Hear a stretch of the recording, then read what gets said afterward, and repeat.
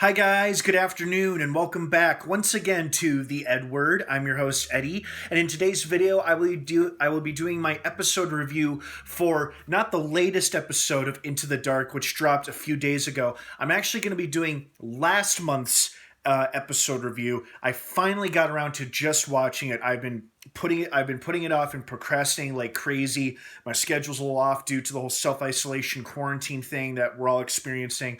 But I finally made myself watch it earlier today, and I really, really enjoyed it. It's the St. Patrick's Day themed one called Crawlers.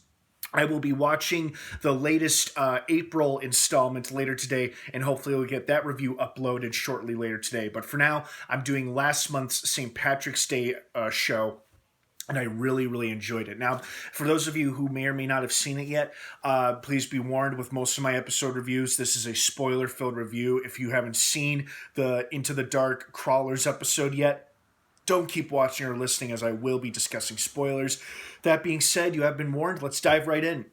First and foremost, this might be one of my new favorite episodes. Not my all-time favorite episode, but one of my new favorite episodes, simply because I enjoyed the story so much. I mean, it's a story we've seen before in movies like Invasion of the Body Snatchers and the 90s sci-fi thriller, The Faculty, where it's about an alien invasion under the guise of humans, where it's like aliens infect humans and take over their bodies as a form of like assimilating into our society and try to take over.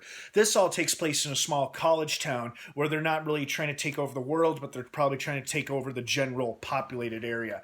I really, really enjoyed it. Into the Dark, what my problem has been with Into the Dark in the past, this isn't always the case, but in past episodes, sometimes even the main characters, the leading characters, no matter who it is, man or woman, sometimes they tend to be really unlikable, and you don't really feel anything for them. Like, you don't root for them, but you don't exactly root for their demise either. But sometimes they just make the characters, even the leading ones, really unlikable or just unrelatable. But that is not the problem with Crawlers. Crawlers, all of the characters are instantly likable, especially our lead character, who's a drug dealing conspiracy theorist with no friends, who lives with her gun-toting mother, and her mother was quite the character too. And of course, they both end up being right about a secretive alien invasion taking over their town.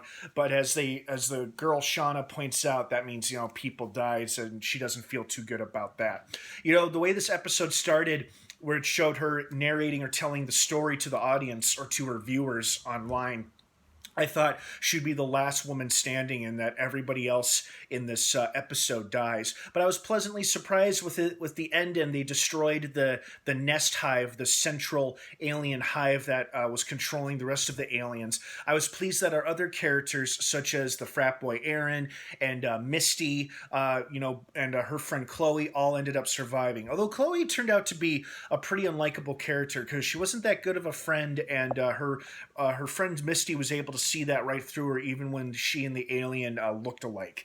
But our other characters ended up surviving. But I totally knew that the other girl, Eugen, when she briefly went off and she came back rushing to the trailer home, that, no, she's human. She ain't human anymore. She's been infected. She's an alien trying to infiltrate their little group.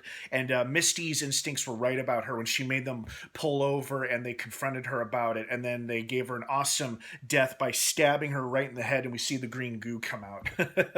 I also liked how they played along the themes of people, of like nobody really believing victims, or in this case women, when it comes to stories of sexual or alleged sexual assault. And I kind of thought that's the direction they were going with when Misty thought Chloe had been kidnapped by Aaron, and then in a big twist they turn around where Aaron is the one being held captive and Chloe is nowhere to be seen. And it turns out he didn't leave with with Chloe at all. He left with some other girl, but the girl turned out to be an alien, and then Chloe left with a cloned version of him because the alien bit him and was able to morph into him. So I thought that was an interesting twist. And I liked how they started along with that. They start off with that tone or that storyline of like, okay, this is a college town. Obviously, there's going to be some mistrust amongst some of the students regarding sexual assault and bad history together. But then it quickly turned into a, well, fight for survival. Let's defeat the alien story, which was also very entertaining. And I gotta say, I really enjoyed this episode. Likable characters, memorable alien kills, and overall a pretty charming story. And it was pretty good for a TV episode, an hour and a half TV episode. It was a lot of fun. Well, I hope you guys enjoyed this episode as much as I did. What were your thoughts and feelings on it? I want to hear from you guys.